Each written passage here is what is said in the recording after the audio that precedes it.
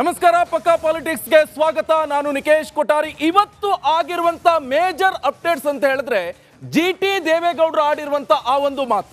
ಅದು ಕೂಡ GT ದೇವೇಗೌಡರು ತಮ್ಮ ಮೈತ್ರಿ ಪಕ್ಷದಲ್ಲಿರುವಂತ GT ದೇವೇಗೌಡರು ಮುಖ್ಯಮಂತ್ರಿ ಸಿದ್ದರಾಮಯ್ಯನವರ ಪರವಾಗಿ ಬ್ಯಾಟಿಂಗ್ ನಡೆಸಿದ್ದಾರೆ. ಇದು ಈಗ ಸಾಕಷ್ಟು ಚರ್ಚೆಗೆ ರಾಜ್ಯ ರಾಜಕಾರಣದಲ್ಲಿ ಕಾರಣ ಆಗ್ತಾ ಇರುವಂತದ್ದು. ಹಾಗಾದ್ರೆ GT ದೇವೇಗೌಡರು ಯಾಕೆ ಈ ಮಾತನ್ನ ವ್ಯಕ್ತಪಡಿಸಿದ್ರು? ಇದು ಈಗ ಪ್ರಶ್ನೆ ಆಗ್ತಾ ಇರುವಂಥದ್ದು. ಆ ಪ್ರಶ್ನೆಗೆ ಉತ್ತರವನ್ನು ಕೊಡಿಸುವಂತ ಕೆಲಸವನ್ನ ನಾನು ಮಾಡ್ತೀನಿ. ಅದಕ್ಕೂ ಮುಂಚೆ ಒಂದು ಬ್ರೇಕಿಂಗ್ ಅಪ್ಡೇಟ್ಸ್ ಲಭ್ಯವಾಗ್ತಾ ಇದೆ. ರಾಜೀನಾಮೆ ಪೊಲಿಟಿಕ್ಸ್ ನಲ್ಲಿ GT ದೇವೇಗೌಡ ರಾಂಗ್ ಆಗಿದ್ದಾರೆ. ಸಿದ್ದು ಪರ ಹೊಗಳಿಕೆ, ಹಿತಶತ್ರುಗಳ ವಿರುದ್ಧ GTD ಟೀಕೆಯನ್ನ ವ್ಯಕ್ತಪಡಿಸ್ತಾ ಇದ್ದಾರೆ. ಅದು ಕೂಡ ದಸರಾ ವೇದಿಕೆಯಲ್ಲಿ ಚಡ್ಡಿ ದೋಸ್ಗಳಾಗಿದ್ದಾರೆ. ಚಮಕ್ ಸಿಎಂಗೆ ಕಿಕ್ ಗಾಜಿನ ಮನೆಯಲ್ಲಿ ಕುಳಿತು ಕಲ್ಲನ್ನ ಹೊಡೆದಿದ್ಯಾರು? ಹಾಗಾದ್ರೆ FIR ದಾಖಲಾದ ನಾಯಕರು ರಾಜೀನಾಮೆಯನ್ನು ಕೊಡಬೇಕಾ ಅಂತ GTD ಪ್ರಶ್ನೆ ಮಾಡ್ತಾ ಇದ್ದಾರೆ. ಯಾರೆಲ್ಲ ರಾಜೀನಾಮೆ ಕೊಡಬೇಕು? ಎಲ್ಲಿಗೆ ಬಂತು ಹಾಗಾದ್ರೆ ರಾಜಕೀಯ? ಬಿಜೆಪಿ JDS ನಾಯಕರ ವಿರುದ್ಧ ಈಗ GT ದೇವೇಗೌಡರು ಗುಡುಗಿದ್ದಾರೆ.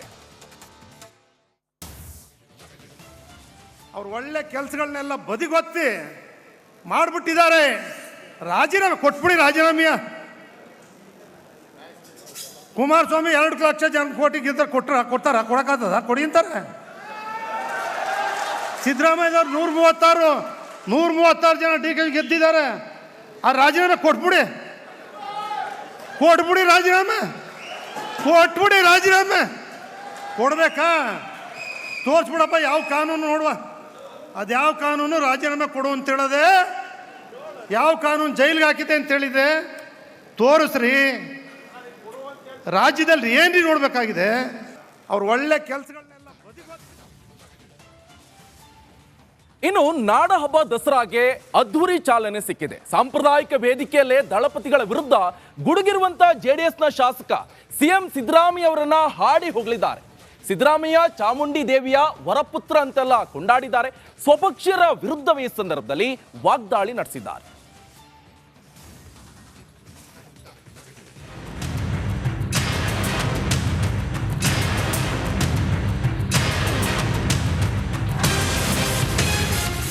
ಎಲ್ಲ ಗಾಜಿನ ಮೇಲೆ ಕೂತಿದ್ದಾರೆ. FIR ಬಿತ್ತು ಅಂದ್ರೆ ಯಾರು ಇರುವಂಗೇ ಇಲ್ಲ.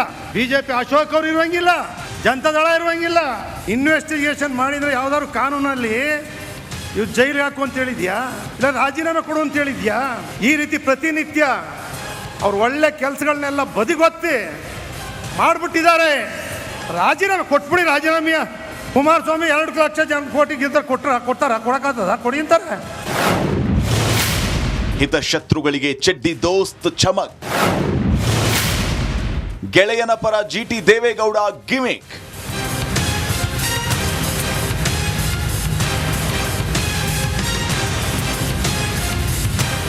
ವಿಶ್ವವಿಖ್ಯಾತ ಮೈಸೂರು ದಸರಾಗೆ ವಿದ್ಯುಕ್ತ ಚಾಲನೆ ಸಿಕ್ಕಿದೆ.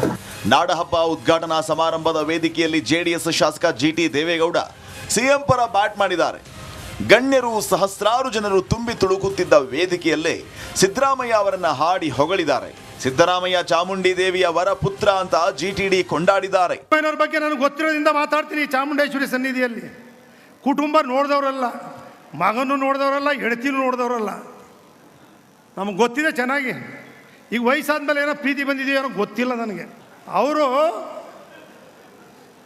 ಯಾರು ಒಳ್ಳೆ ಕೆಲಸ ಮಾಡಿದ್ದಾರೆ, ವೀರೇಂದ್ರ ಪಾಟೀಲ್ ಇರಲಿ, ಕೆಂಗಲ್ ಹನುಮಂತನಿರಲಿ, ಹೆಗ್ಡೆ ಇರಲಿ, ದೇವೇಗೌಡರು ಇರಲಿ, ಯಾರೇ SM ಕೃಷ್ಣ ಅವರು ಇರಲಿ, CM ರಾಜೀನಾಮೆ ನೀಡುವಂತೆ ಬೊಬ್ಬೆ ಹಾಕುತ್ತಿರುವ ಬಿಜೆಪಿ JDS ನಾಯಕರಿಗೆ ಟಕ್ಕರ್ ಕೊಟ್ಟಿದ್ದಾರೆ JDSನ ಶಾಸಕ GT ದೇವೇಗೌಡ.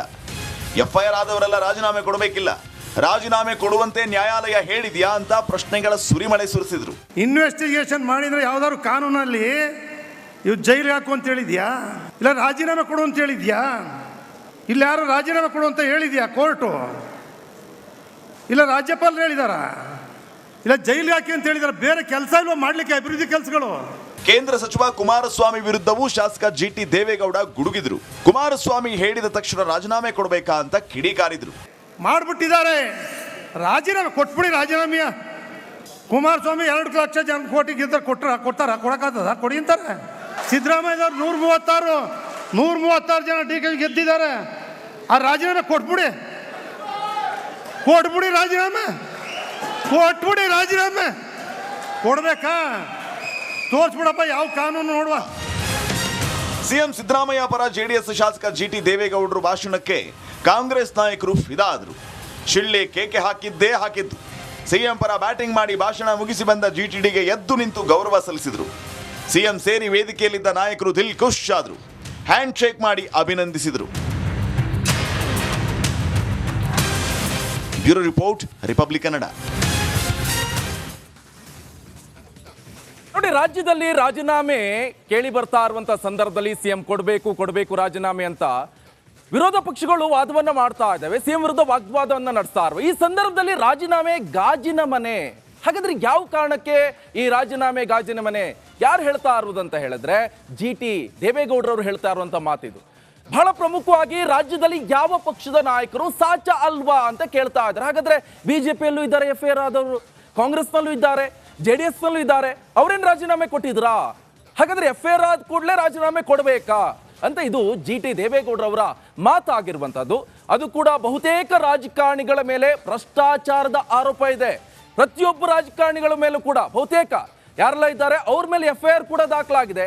ಭ್ರಷ್ಟಾಚಾರದ ಆರೋಪ ಇದೆ. ರಾಜಕಾರಣಿ ಅಂದ್ರ ಮೇಲೆ ಸರ್ವೇ ಸಾಮಾನ್ಯ ಇದ್ದೇ ಇರುತ್ತೆ ಬಿಡಿ, ಅದೇನು ವಿಚಾರ ಅಲ್ಲ. ಆದ್ರೆ ಒಂದಿಷ್ಟು ಪ್ರೂವ್ಗಳು ಕೂಡ ಆಗಿದೆ. ಅವ್ರ ಕತೆ ಏನು ಅಂತ ಪ್ರಶ್ನೆ ಮಾಡ್ತಾ ಇದ್ದಾರೆ.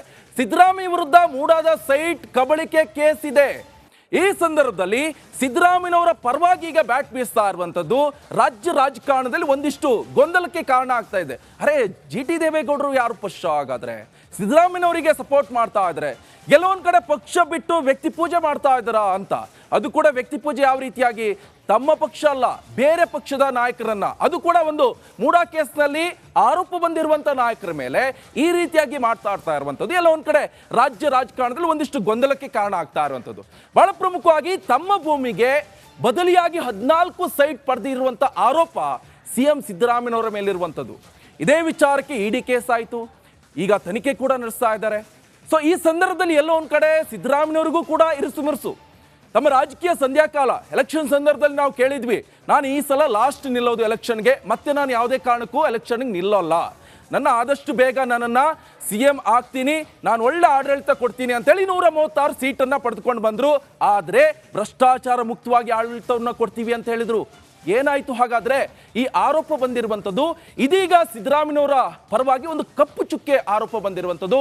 ವಿರೋಧ ಪಕ್ಷದ ನಾಯಕರು ಕೂಡ ಸಾಕಷ್ಟು ಟೀಕೆಯನ್ನು ಮಾಡ್ತಾ ಇದ್ದಾರೆ. ಇದರ ಜೊತೆ ಮಾಜಿ CM BSY ವಿರುದ್ಧವೂ ಕೂಡ ಡಿನೋಟಿಫಿಕೇಶನ್ ಕೇಸ್ ಇದೆ.